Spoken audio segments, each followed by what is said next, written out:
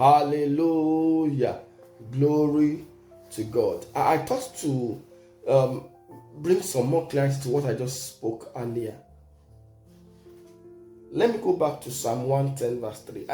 Now, you see, why we need to understand this particular scripture in that context is to be able to know what you need to do to be able to overcome warfare in the realm of the spirit. Now, whether you like it or not, warfare is ongoing in the realm of the spirit, because you are in the realm of you are living within the enemies.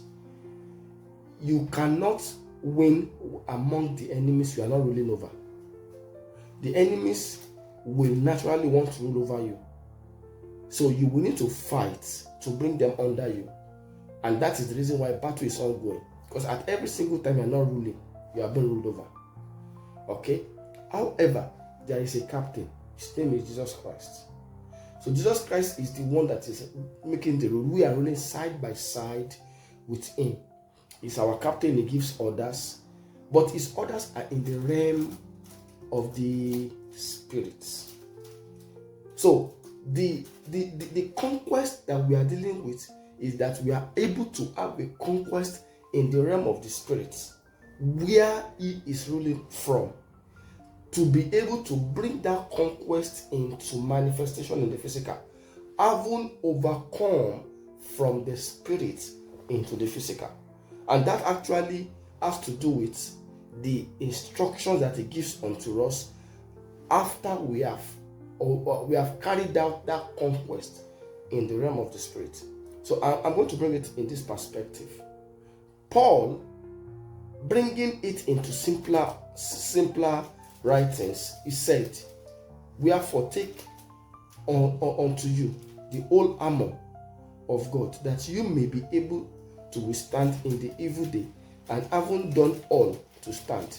Now, he said this from a perspective, and the perspective was that in verse 12, we wrestle not against flesh and against blood, which means that even though you are wrestling from the physical perspective, you are not wrestling in the physical perspective, but against principalities. We have talked about this in the past. Principalities simply means territories. We are fighting territories. We are fighting domains. We are fighting kingdoms. We are fighting principalities. That is, men that are in charge of territories, men that are in charge of domains. We are fighting princes that are in charge of big places. Even though we may be physically small, but we are fighting against kings and princes in the realm of the spirit who are in charge of territories. And of course, we are fighting against powers.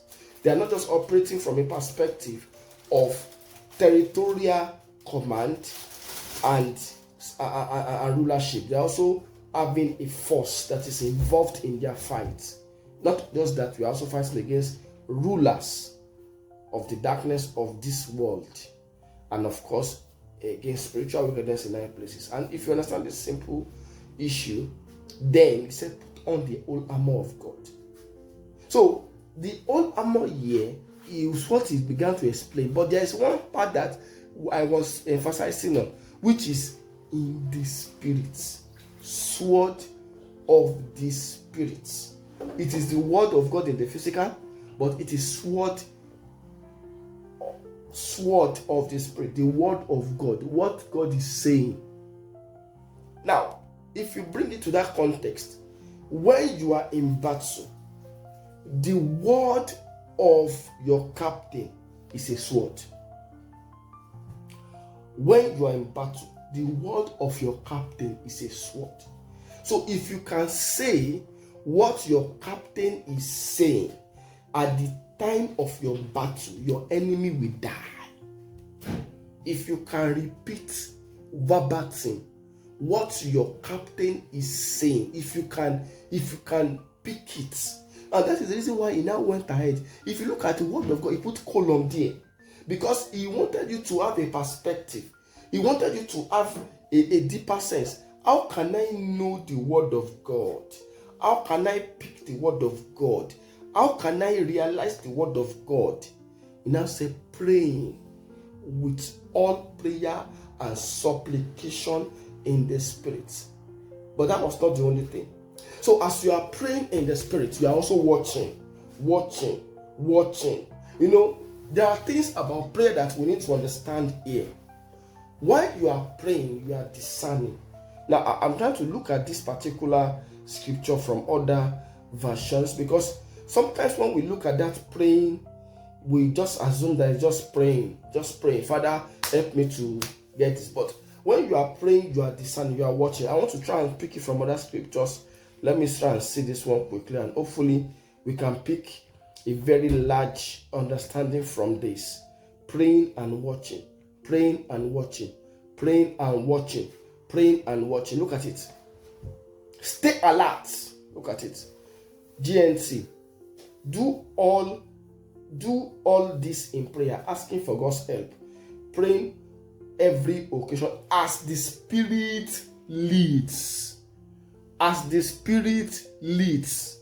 As the Spirit leads. For this reason, keep alert. Keep alert. Never give up. Now, let me come to simplicity. I'm thinking I should read AMP. Maybe that will help. Pray at all times, on every occasion, in every season, in the Spirit, with all prayers and entreaty. To that end, keep alert and watch with strong purpose and perseverance, interceding in behalf of all the saints, God's consecrated people. Now, listen to this carefully as I pull up on this. While you are trying to assess the word of the Spirit, there are two things you must do. Number one, you must pray. You must pray. But not just pray, you must pray in the Spirit. Now, this pray in the Spirit is what will lead me to the book of Romans chapter 8. Because, of course, obviously, many of us understand what prayer in the Spirit do. But what prayer in the Spirit is a scanning strategy. What is the word of God? What is the word of God? Look at it. Romans chapter 8 in verse 26. Let me start from verse 26. Likewise, the Spirit also helps our infirmities, for we know not what we should pray for as we ought. But the Spirit itself maketh intercession for us with groanings which cannot be uttered.